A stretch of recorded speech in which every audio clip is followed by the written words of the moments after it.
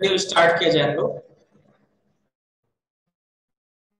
देखिए, आज की क्लास में हम लोग इतने टॉपिक के बारे में सीखना है। कौन कौन से टॉपिक है?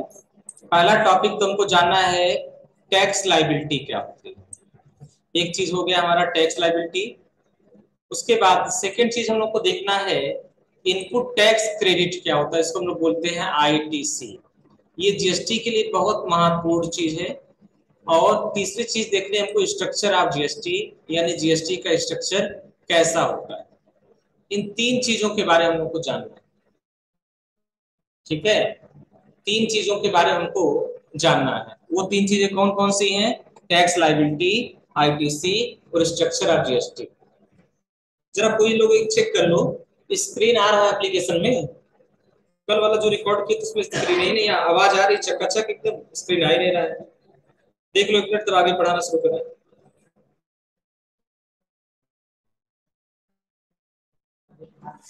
स्क्रीन आ रहा है, स्लाइड आ रहा है।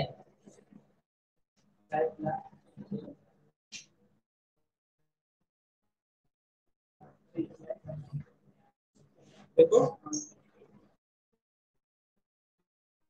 तुम्हारे में तो दिखवा नहीं करोगे।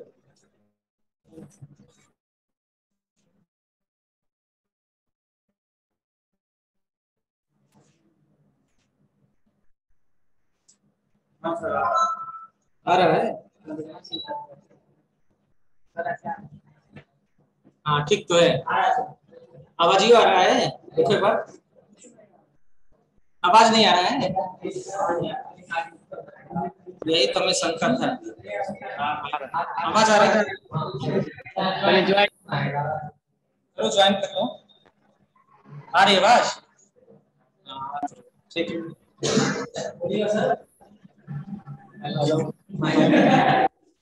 आज की क्लास में हम लोग को जीएसटी के बारे में देखना है। ठीक, आ रही है ना? अब बंद कर दो बस। अब वहां से म्यूट कर लो तो ऐसे रिपीट हो जाएगा। चलिए, यहां तक हो गया। इसके बाद हम लोग को देखना है कि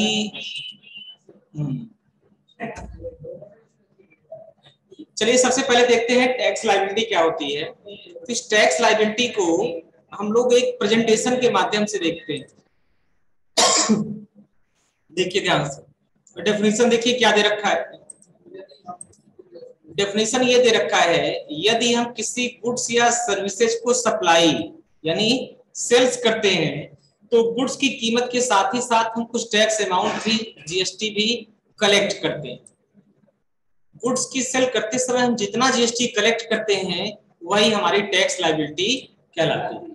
जब अपने कस्टमर को हम कोई सेल करते हैं ना, तो प्रोडक्ट की कीमत तो लेते ही लेते हैं, साथ में कुछ जीएसटी की वैल्यू भी लेते हैं। और वो जो जीएसटी की वैल्यू हम ले रहे हैं वही हमारी क्या कहलाती है? Tax liability. उदाहरण के लिए मान लीजिए, यदि हम एक गुड्स को किसी कस्टमर को सप्लाई किया जिसकी कीमत है 100 रुपए, और उस गुड्स पर 5% टैक्स लागू है, अर्थात टैक्स अमाउंट 5 रुपए होगा।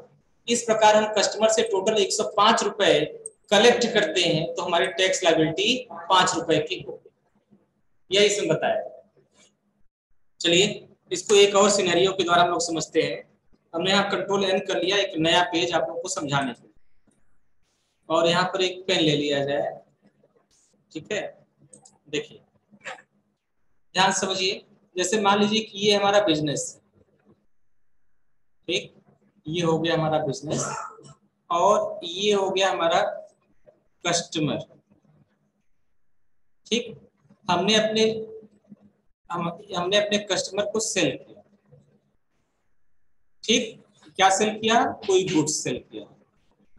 और इस गुड्स का जो प्राइस था वो प्राइस था 100 रुपए।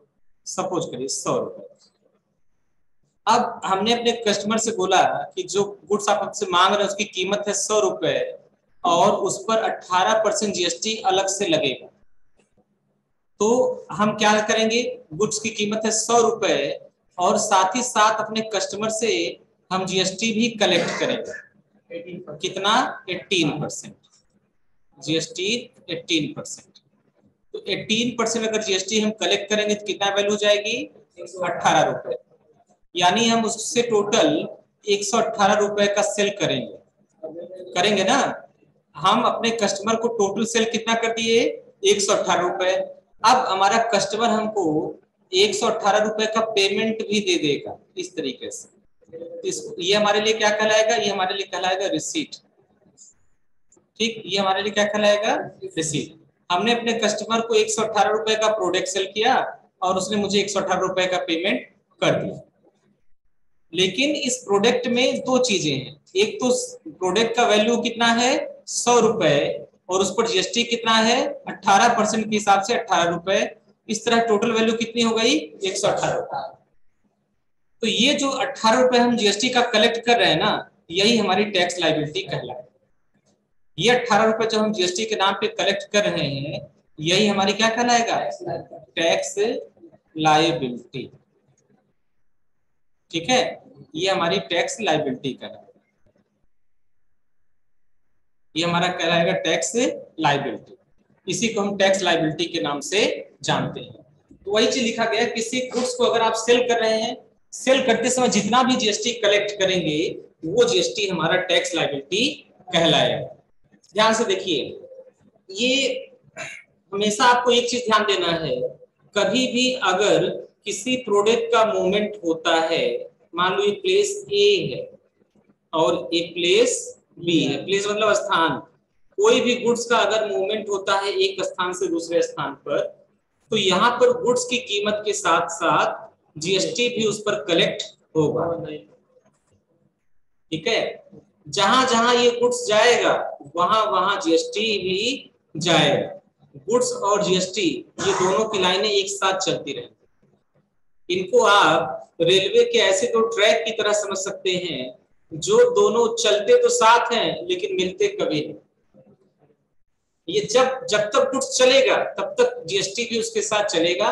जब गुड्स हमारा कंज्यूम हो जाएगा, मैंने बताया ना, ये शर्ट मैंने खरीदा अपने इस्तेमाल के लिए, तो मैं इसको क्या कर जाऊं, मैं कंज्यूमर हूं, मैं कंज्यूम कर रहा हूं, इसको दोबारा तो बेचूंगा नहीं किसी को, अपने पहने से लिया हूं, तब उसके बाद ये जीएसटी यहीं पे समाप्त हो जाएगा। जितनी बार ये परचेज होगा, जितनी बार सेल होगा, उतनी बार गुड्स की वैल्यू के साथ साथ जीएसटी भी चलता रहेगा, चलता रहेगा, चलता रहेगा। सुनाया? जब तक गुड्स जिंदा है, जब तक गुड्स चल रहा है, तब तक जीएसटी भी उसके साथ चलेगा। वो गाना तुम लोग सुने हो ना, तो जहां जहां चलेगा मेरा साया साथ होगा। तो वही कहानी है इन दोनों की। जहां तक गुड्स चलेगा उसके साथ साथ जीएसटी भी चलेगा। इन दोनों को हमेशा हमें अलग ही कंसीडर करना है, इन दोनों को कभी आपस में मिक्स नहीं करना है। जीएसटी की जो वैल्यू है वो मुझे जमा कर देनी है गवर्नमेंट के पास, उस पे हमारा कोई अधिकार नहीं है, ये चला जाएगा सरकार के पास। और जो गुड्स की वैल्यू है वो मेरे प्रॉफिट के रूप में कन्वर्ट हो जाएगा जब हम सेल प्राइस में से परचेज प्राइस को घटा देंगे तब। चलिए इसको एक और सिनेरियो के माध्यम से समझते हैं। मैं थोड़ा सा और आप लोगों को लेकर आता हूँ। देखिए ध्यान से, ये मेरा बिजनेस, अभी आपको समझ में आ जाएगा, ये मेरा बिजनेस है। ठीक, हम अकाउंटिंग किसके लिए कर रहे हैं? अपने बिजनेस के लिए। तो सब कुछ हम बिजनेस के रिस्पेक्ट में ही कंसीडर करेंगे। हमें ये देखना है कि बिजनेस में क्या आ रहा है, बिजनेस से क्या जा रहा है, बिजनेस में क्या प्रॉफिट है और बिजनेस में क्या लॉस है। सब कुछ हम बिजनेस के रिस्पेक्ट में ही कंसीडर करेंगे, पहली चीज। सेकंड चीज, अगर सपोज करिए ये मेरे सप्लायर का बिजनेस है, तो हम सबको जानता है कि अपने सप्लायर से प्रोडक्ट को खरीदते हैं। ये हो गया मेरा क्या? सप्लायर। हमने अपने सप्लायर से एक प्रोडक्ट खरीदा जिसकी वैल्यू थी 100 रुपए। गुड्स की कीमत कितनी थी? 100 रुपए। और सप्लायर ने मुझसे टैक्स कलेक्ट किया 5% के हिसाब से, कितना? 5 रुपए। तो मैंने अपने सप्लायर को पे कर दिया टोटल 105 रुपए। ये बात समझ में आ रही है?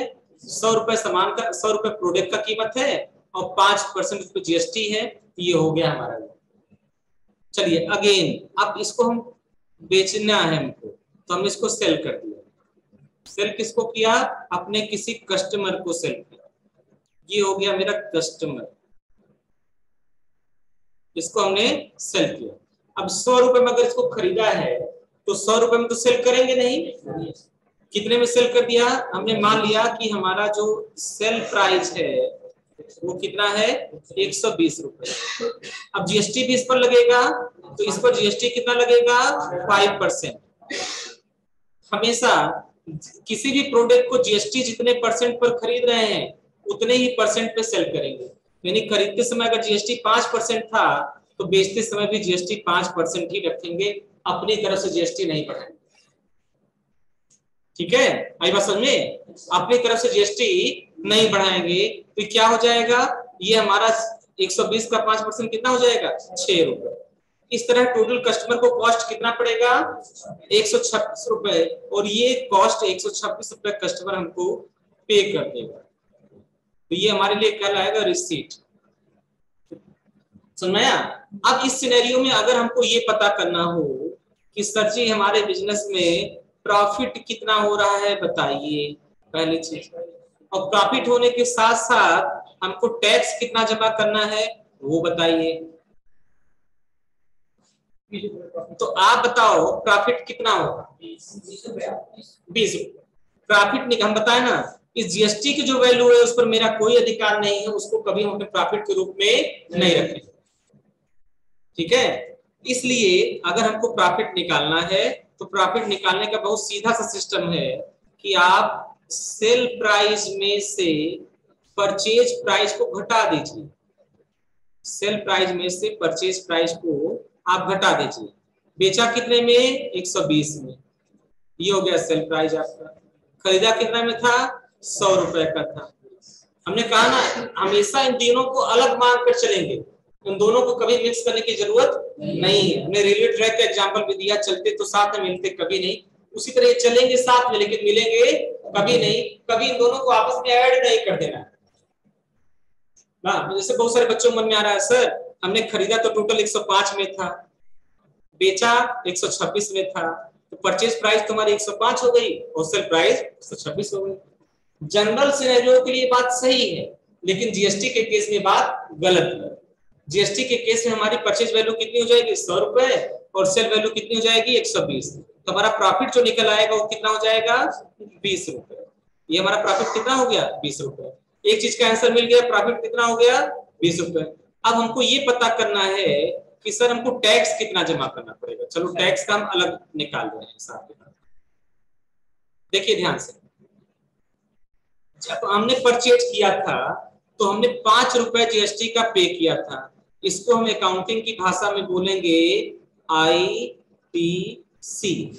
किसी भी प्रोडक्ट को परचेज करते समय जितना टैक्स आप पे करते हैं वही टैक्स अमाउंट ही आपका आईटीसी कहलाता है। किसी भी प्रोडक्ट को परचेज करते समय आप जितना भी टैक्स का अमाउंट पे करते हैं वही टैक्स का अमाउंट ही आपकी आईटीसी कहलाएगा। तो ऐसे कैसे हमारी आईटीसी कितनी हो गई, 5 रुपए हो गई ना। ऐसे कैसे हमारी आईटीसी कितनी हो गई, 5 रुपए।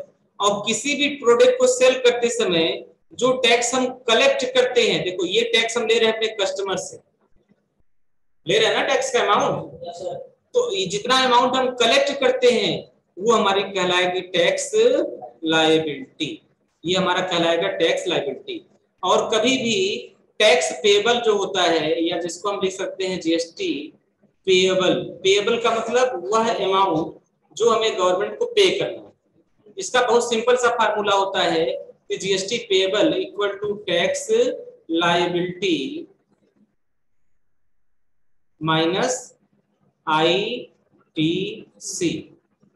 अपने टैक्स में टैक्स लायबिलिटी कितना है, 6 रुपए।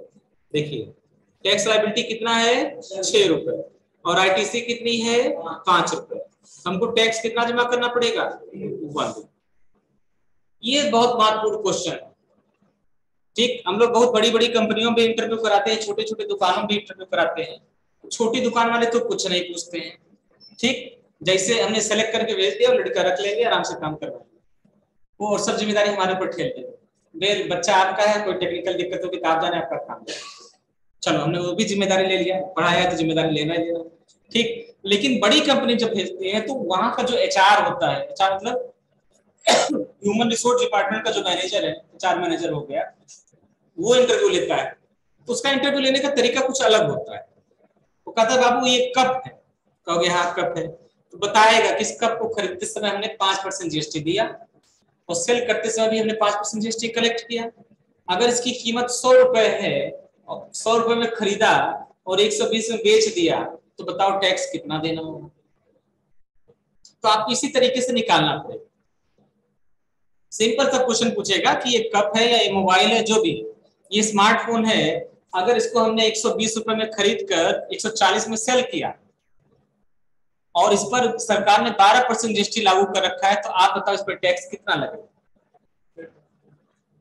अब लोग सिस्टम पढ़े होते हैं, सिस्टम रट के गए होते हैं, ये कंसेप्ट उनको पता नहीं होता है, तो समझ नहीं तो कैसे निकालें, कहता कैलकुलेटर ले लो ना, समझा है, कैलकुलेटर भी दे दिया जाता है। तो इस तरह इंटरव्यू में क्वेश्चन घुमा के पूछे जाते हैं,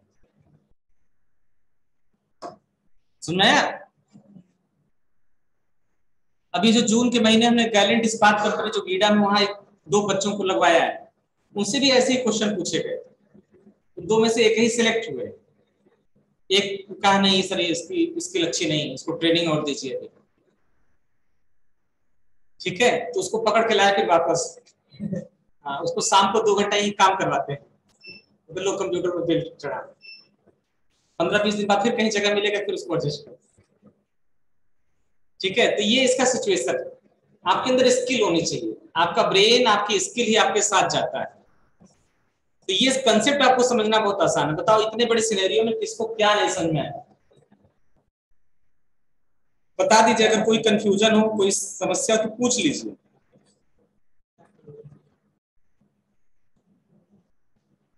बताइए इतने बड़े सिनेरियो में किसको क्या समझ में नहीं आया।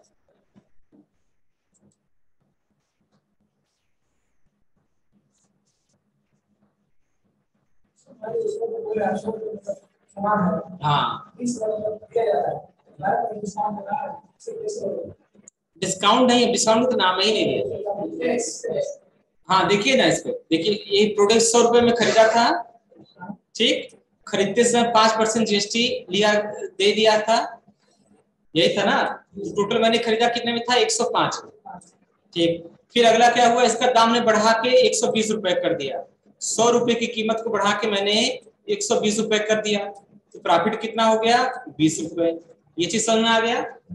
अब परचेज करते समय हमने टैक्स दे दिया था 5 रुपए, और सेल करते समय अपने कस्टमर से 6 रुपए लिया, तो 1 रुपए टैक्स एक्स्ट्रा लिया ना, वही 1 रुपए टैक्स दे देंगे सरकार को, कहेंगे मोदी जी 1 रुपए रख लीजिए और हमको छोड़ दीजिए, हमारा टैक्स जमा हो।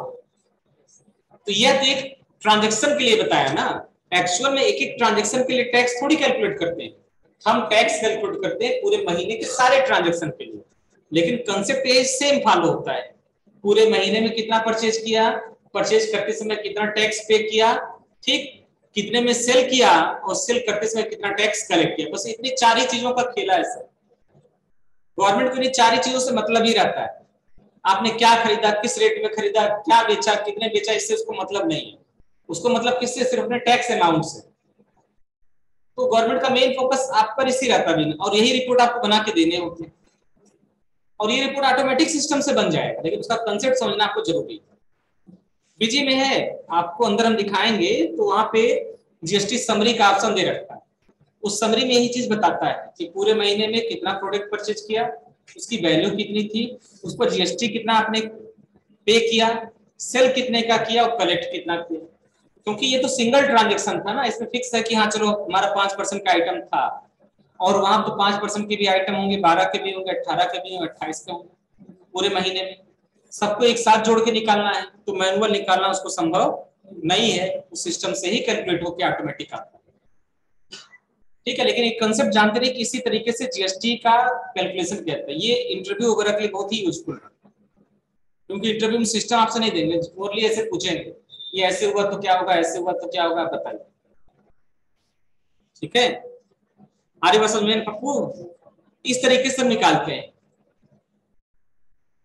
तो ये इसका एक कंसेप्ट है, वही चीज मैंने यहाँ पे नोट्स में भी आपको दे रखा है, नोट्स में आप आएंगे देखेंगे तो यहाँ आपको दिखाई देगा। आईटीसी, जब हम गुड्स या सर्विस परचेज करते हैं तो गुड्स की कीमत के साथ साथ कुछ टैक्स अमाउंट भी पे करते हैं, यही टैक्स अमाउंट ही हमारा आईटीसी यानी इनपुट टैक्स क्रेडिट कहलाती है। सपोज यदि हमने एक गुड्स को अपने सप्लायर से परचेज किया जिसकी कीमत 100 रुपए है और इस गुड्स पर 5% जीएसटी लागू है, अतः टैक्स अमाउंट हमें 5 रुपए होगा। इस प्रकार हमने अपने टोटल सप्लायर को 105 रुपए का पेमेंट किया, तो इस ट्रांजेक्शन के लिए हमारी आईटीसी कितनी होगी, 5। हर महीने हमको यही काम करना पड़ता है अपनी टैक्स लायबिलिटी में से आईटीसी को घटा देना होता है, और जितना टैक्स अमाउंट टैक्स लायबिलिटी ज्यादा होगा उतना रुपए टैक्स हमको जमा करना पड़ेगा।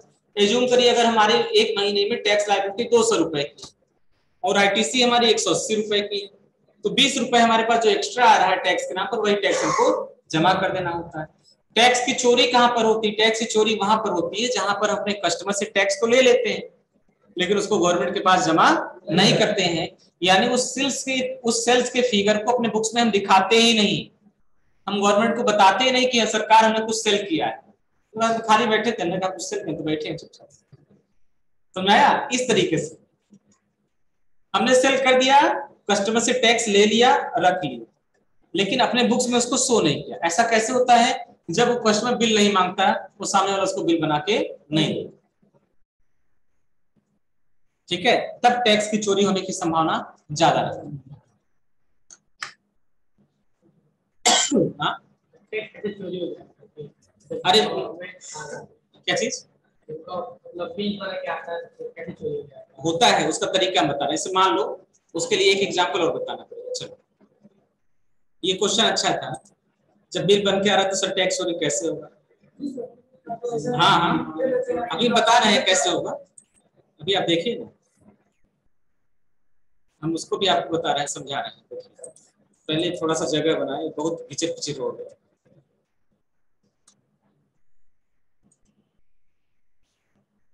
देखिए ध्यान से,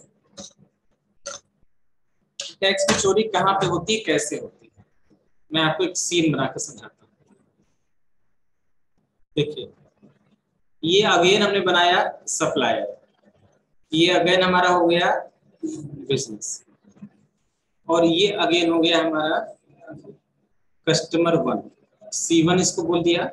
ये अगेन हो गया हमारा कस्टमर 2। अभी देखना, ये हमने परचेज किया 100 रुपए, टैक्स कितना हो गया? 5% के हिसाब से 5 रुपए।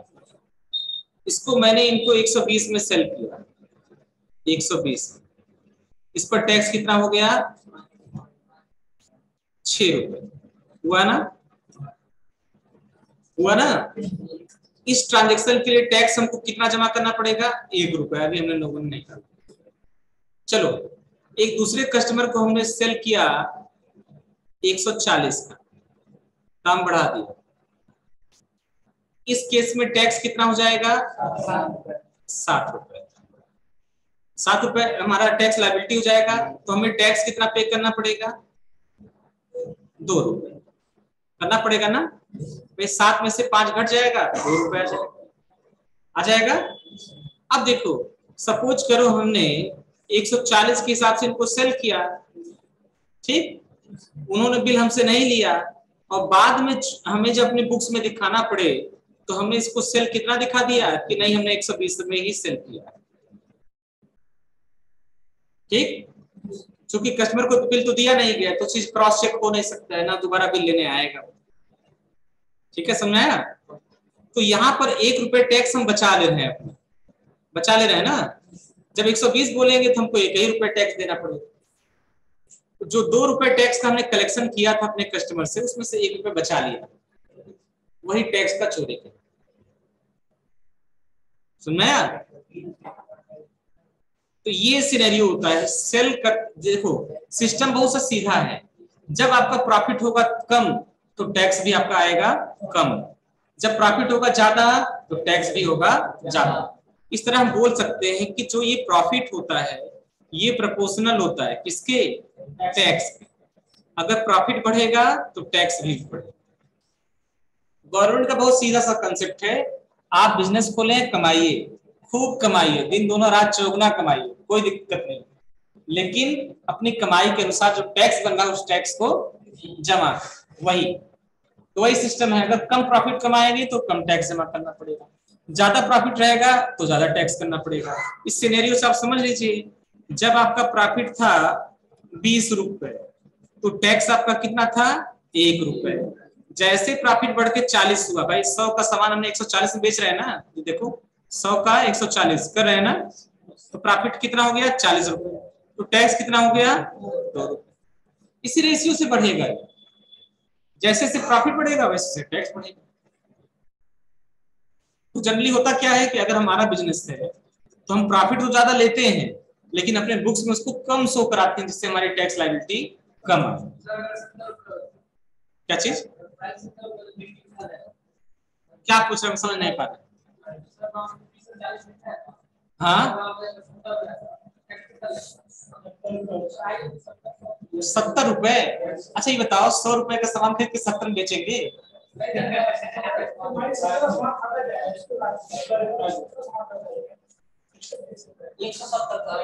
170 कह रहे हो?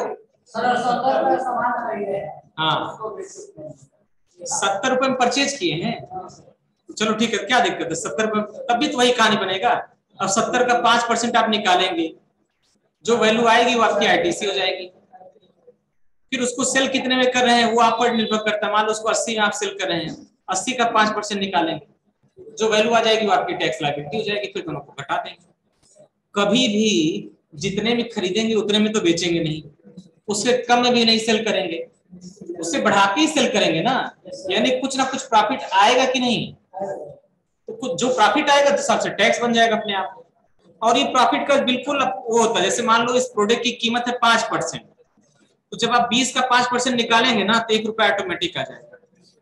40 का 5% निकालेंगे तो ऑटोमेटिक 2 रुपए, उसी रेशियो से बढ़ता ही है। 20 का 5% निकालिए 1 रुपया आ जाएगा।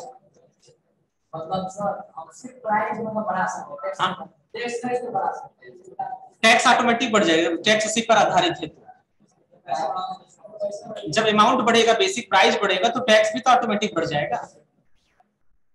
अब प्रोडक्ट की वैल्यू कितने में खरीदा गया, कितना बेचना है, ये मेरा अधिकार है, उस पर गवर्नमेंट रोक नहीं लगाती, ना गवर्नमेंट हस्तक्षेप करने आती, बशर्ते आप एमआरपी के ऊपर सेल ना करें। एमआरपी के ऊपर भी सेल करेंगे तो जीएसटी डिपार्टमेंट आपको जरा सा भी नहीं रोकेगा क्यों एमआरपी के ऊपर आप सेल कर रहे हैं। तब तक नहीं रोकेगा जब तक आपका कस्टमर जो है कंज्यूमर फोरम में जाके मुकदमा न दायर करे। ठीक है, समझाया? जब उसके पास शिकायत जाएगी तब वो जांच करना शुरू करेगा। उसको क्या पता आप कितने में खरीद रहे हैं कितने में बेच रहे हैं। एमआरपी का स्टिकर मिटा मिटा के बहुत लोग बेचते हैं, क्यों? हाँ, उसके ऊपर लेबल चिपका चिपका के बेचते हैं, करते हैं कि नहीं? तो प्रॉफिट कितना रखना है ये आपका बिजनेस है, आपका डिसीजन है, उस पर कोई रोक नहीं। आरी बात समझे ना? प्रॉफिट आपका, बिजनेस आपका है, आपको अपने हिसाब से लेकर चलना है। ठीक, बहुत ज्यादा प्रॉफिट लेके चलेंगे तो आपके ऑटोमेटिक सेल कम होगा।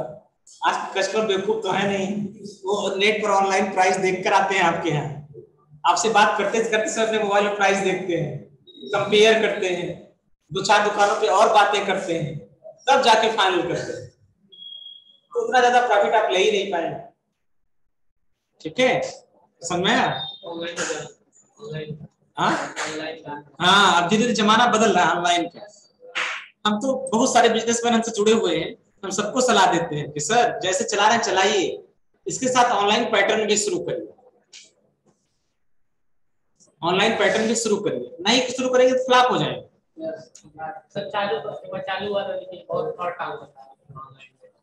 नहीं, आप सबके लिए नहीं, आप अपने बिजनेस, मान लो आपका जो है कपड़े का बिजनेस है तो आप एक छोटा सा एप्लीकेशन बनवा लीजिए, कपड़े की पिक उस पर डाल दीजिए, उसके नीचे प्राइस डाल दीजिए और उस एप्लीकेशन को मार्केट में सर्कुलेट कर दीजिए, लोगों के साथ एडवर्टाइज कर दीजिए कि हमारे, और उसमें सुविधा दीजिए घर बैठे आपको कपड़ा मिल जाएगा। कपड़े का वीडियो बना के डाल दीजिए, लोग देखेंगे, समझ में आएगा तो उसको वहीं से ऑर्डर प्लेस कर देंगे। एक डिलीवरी बॉय रख लीजिए, वो आपके होम डिलीवरी पहुंचा देगा, उसका चार्ज अलग से ले लीजिए। इस तरीके से जैसे बड़ी बड़ी कंपनियां करें, अमेजॉन करें, फ्लिपकार्ट करें, सोचो यहाँ का बिजनेसमैन पटौना में दुकान खोल के पैसा कलेक्ट नहीं कर पा रहा है और दिल्ली बंबई में बैठी कंपनी अमेजॉन या विदेशी कंपनियां यहाँ की पब्लिक के जेब से पैसा निकाल के लेके जा रहे। क्यों? क्योंकि उनका कंसेप्ट अलग है। आप इस बात को मान रहे हो कि नहीं? वही चीज है। हम बहुत सारे लोगों को सलाह देते, कुछ एक आध लोग मानते भी उस बात, बस थोड़ा सा आपका बर्डन बढ़ जाएगा, एक एप्लीकेशन का खर्चा बढ़ जाएगा, लेकिन उससे आपका बिजनेस फ्यूचर में सिक्योर रहेगा। एक एप्लीकेशन का खर्चा बढ़ जाएगा, एक ऑपरेटर का खर्चा बढ़ जाएगा, उस एप्लीकेशन में डेटा एंट्री करेगा, प्रोडक्ट की फोटो इमेज अपलोड करेगा, प्राइस को घटाएगा बढ़ाएगा, इस तरीके से करेगा। तो वो बिजनेस है, हर बड़ी मछली छोटी मछली को खा जाती है। तो बड़ी कंपनियों के पास मार्जिन अच्छा होता है, वो ज्यादा परचेज करते हैं, इसलिए छोटे छोटे बिजनेस उसके अंदर आ जाते हैं। तो क्या किया जाए बताओ, वो चलाना ही पड़ेगा। चलो हम लोग आते हैं अगले टॉपिक पर, स्ट्रक्चर ऑफ जीएसटी। जीएसटी का स्ट्रक्चर कल भी हमने आपको बताया था। जीएसटी में सबसे पहला टॉपिक होता है सेंट्रल टैक्स, इसको बोलते हैं सीजीएसटी। ये कब लगेगा? On intra state supply of goods and services are both. अब जो कल नहीं आए तो उनको सोचने में लगे सर ये इंट्रा स्टेट क्या होता है? इंट्रा स्टेट का मतलब same state, with in same state. अगर एक ही स्टेट में बायर भी है सप्लायर भी है तो इंट्रा स्टेट सप्लाई कहलाएगा। और ऐसे केस में हमारा सेंट्रल टैक्स या सीजीएसटी एप्लीकेबल होगा। ठीक। सेकंड केस है स्टेट टैक्स, इसके लिए भी सेम सिचुएशन है। अगर इंट्रा स्टेट सप्लाई हो रही है तो यहाँ पे सर्विसेज दोनों अप्लाई होगा। उसके बाद इंटीग्रेटेड आईजीएसटी, ये इंटर स्टेट के लिए, inter state and import transaction. Import का मतलब क्या होता है? आयात। Inter state and import transaction, import मतलब आयात। फॉरेन से कोई चीज अगर हम खरीद रहे हैं अपने देश के बाहर तो इंपोर्ट कहलाएगा। फिर है union territory goods and services tax, इसको बोलते हैं यूटीजीएसटी या यूजीएसटी। ये हमारा एप्लीकेबल होता है यूनियन टेरिटरी के लिए, यानी केंद्र शासित प्रदेशों के लिए। ये स्टेट के लिए लागू नहीं होता है, ये यूनियन टेरिटरी के लिए लागू होता है, उसको बोलते हैं यूजीएसटी। इसका जरूरत बहुत कम पड़ता है। अब बोला गया है टैक्स, टैक्स सबसे अंडर जीएसटी। जीएसटी में कौन कौन से टैक्स को शामिल किया गया? क्या चीज बता दे रहे हैं उसका। जैसे अपनी कंट्री में जो है जितने भी यूनियन टेरिटरी हैं उसमें 2 यूनियन टेरिटरी ऐसे हैं, दिल्ली और पांडिचेरी, जो है तो यूनियन टेरिटरी यानी उनको केंद्र शासित प्रदेश बोला जाता है। लेकिन चूंकि इन दोनों स्टेट में अपनी विधानसभाएं हैं, इन दोनों स्टेट में अपने सीएम बैठते हैं, जैसे दिल्ली में केजरीवाल साहब, इसलिए इनको जीएसटी एक्ट के अंतर्गत स्टेट का दर्जा दे दिया गया। यानी जीएसटी में इन दोनों केंद्र शासित प्रदेश को स्टेट के रूप में कंसीडर किया जाएगा, स्टेट माना जाएगा, स्टेट मानकर ही टैक्स लगाया जाएगा। तो दिल्ली और पांडिचेरी, इसको पुडुचेरी बोलते हैं, इन दोनों को छोड़कर बाकी जितने भी केंद्र शासित प्रदेश बच रहे हैं उनको यूनियन टेरिटरी माना जाएगा। और वहां पर अगर उनके बीच में कोई ट्रांजैक्शन हो रहा है उस यूनियन टेरिटरी में तो एसजीएसटी की जगह पे वहां यूजीएसटी लगेगा। ठीक है, दिल्ली में एसजीएसटी लगेगा, आईजीएसटी लगेगा, सीजीएसटी लगेगा अकॉर्डिंग टू ट्रांजैक्शन। अगर दिल्ली के भीतर ट्रांजैक्शन है तो एसजीएसटी और आईजीएसटी, एसजीएसटी और सीजीएसटी लगेगा। दिल्ली और अदर राज्य के बीच में ट्रांजैक्शन हो रहा है तो वहां सिर्फ आईजीएसटी लगेगा। कल मैंने बताया भी था आप लोगों को। उसके बाद देखिए ये है कौन कौन से टैक्स को जीएसटी में शामिल किया गया है। तो कुछ सेंट्रल गवर्नमेंट के टैक्स थे जैसे excise duty, additional excise duty, service tax, surcharge and cess, जो सेंट्रल गवर्नमेंट के द्वारा लगाए जाते थे, ये सारे टैक्स जीएसटी में शामिल कर लिए गए। कुछ स्टेट गवर्नमेंट के टैक्स थे like VAT, purchase tax, entry tax, luxury tax, surcharge and cess, जो स्टेट गवर्नमेंट के द्वारा लगाया जाता था उसको भी जीएसटी में शामिल कर लिया गया है। और कुछ इंटीग्रेटेड टैक्स थे जैसे काउंटर वैल्यू ड्यूटी था, स्पेशल एडिशनल ड्यूटी था और सेंट्रल सेल टैक्स था। इन तीनों को भी इसमें शामिल कर दिया।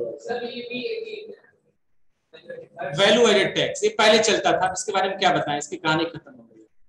ये चल रहा है कुछ चुनिंदा चीजों पर, जैसे मान लो पेट्रोल वगैरह पर चल रहा है, जहां पर जीएसटी एप्लीकेबल नहीं है वहां स्टेट गवर्नमेंट अभी वैट का इस्तेमाल कर, लेकिन बहुत इसका नॉमिनल है, मतलब 1% 2% गुड्स है, उसको बारे में समझने का कोई मतलब नहीं है। अब जीएसटी जो 98% गुड्स को कवर कर लिया है, तो कुछ दिन में 100% सारे गुड्स उसके भीतर आ जाएंगे। तो जो चीज फ्यूचर में आने वाला उसी के बारे में सीखने की जरूरत है। अब इसमें बैठ के कंसेप्ट बताएं तो फिर क्या होगा। देखिए ध्यान से, रजिस्ट्रेशन के लिए बताया गया है, जिस तरह, ध्यान दीजिए इधर, जिस तरह वैट में रजिस्ट्रेशन होने के बाद टिन नंबर मिलता था, ये टिन नंबर 10 अंक का होता था, इसको बोलते हैं टैक्स आइडेंटिफिकेशन नंबर। वही बोला गया जिस तरह वैट में रजिस्ट्रेशन होने के बाद टिन नंबर मिलता था, ठीक उसी तरह जीएसटी में रजिस्ट्रेशन होने के बाद बिजनेस को जीएसटीआईएन नंबर मिलेगा। यह जीएसटीआईएन नंबर का मतलब होता है goods and service tax identification number, ये दिया जाएगा। आप जब जाएंगे आप बताएंगे सरकार हमारा टर्नओवर पूरा हो गया है, हमको रजिस्ट्रेशन कर लीजिए, तो कहेगा ठीक है वेलकम है आप आइए। अपना आधार लगाएंगे, पैन लगाएंगे, सारी चीज लगाएंगे। ये रजिस्ट्रेशन ऑनलाइन होता है, हम सिखाएंगे भी रजिस्ट्रेशन कैसे होता है, वो हम बता देंगे, बहुत आसान इजिली रजिस्ट्रेशन हो जाता है। ठीक, तो जब आप किसी बिजनेस का रजिस्ट्रेशन करेंगे, अपने बिजनेस का रजिस्ट्रेशन करेंगे, तो आपका सबसे मेन डॉक्यूमेंट होगा पैन। पैन को बोलते हैं परमानेंट अकाउंट नंबर। इसी पैन नंबर के आधार पर ही आपको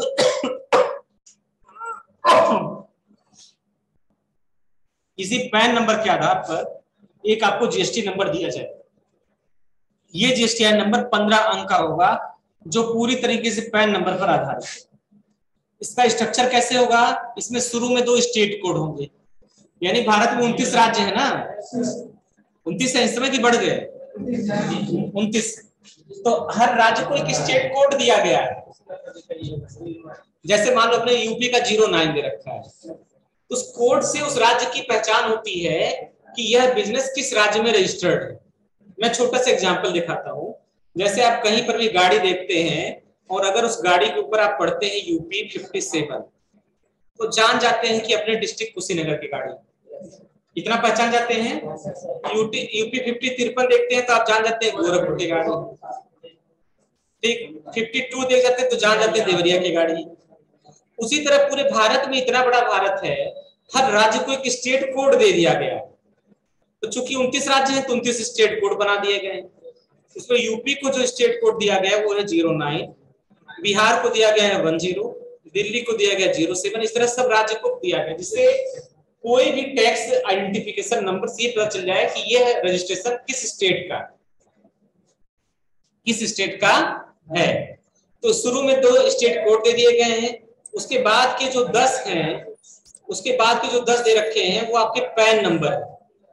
उसके बाद में एक एंटिटी कोड है, एक ब्लैंक है, एक चेकसम डिजिट। ठीक है, तो ये सारे आपके बनाए गए। आगे बात समझ में? तो इस तरह कर लेंगे ना। अब कल आपको हम बताएंगे यहां से लायबिलिटी टू रजिस्टर, ये बहुत महत्वपूर्ण टॉपिक। ये जो लेसन पढ़ा रहे हैं ना, इसका प्रैक्टिकल में बहुत ज्यादा यूज नहीं होने वाला है, लेकिन थ्योरेटिकल कंसेप्ट जानना बहुत जरूरी है। इंटरव्यू के लिहाज से कहीं काम करने जाएंगे तो जैसे मान लो अब होता क्या, सिनेरियो धीरे धीरे चेंज हो रहा है। अब कोई दुकानदार डायरेक्ट किसी बंदे को हायर नहीं करता। मैक्सिमम केसेस मैंने देखा है, वो दुकानदार बोलता है सर हमारे सीए साहब बैठते फला जगह, आप उनके पास भेज दीजिए, अगर इंटरव्यू ले वो सिलेक्ट कर दिए तो हम रख लेंगे। क्योंकि दुकानदार अपने आप को जानता है कि उसको टैक्स के बारे में जानकारी नहीं है, उसको जीएसटी के बारे में जानकारी नहीं है। उससे फिर जानता है पैसा कैसे गिना जाता है, पहली चीज।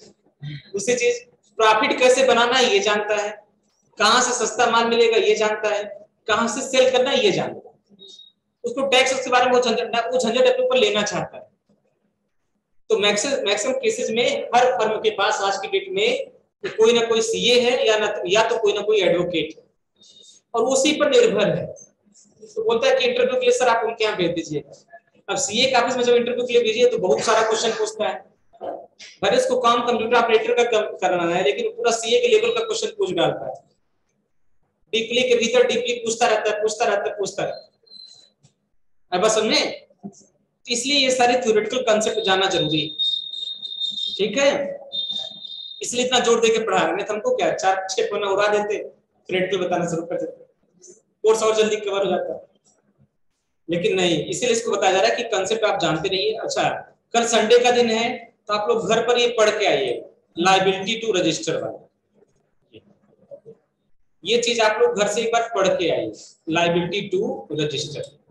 यहां से लेके और लास्ट तक का जो भी ऑप्शन आपको दिया गया है, ये सारी चीज आपको एक बार पढ़ के आना घर से। ठीक है, एक बार घर से पढ़ के आएंगे तो यहाँ समझाना आसान है। ठीक है, तो आज की क्लास समाप्त किया जाए।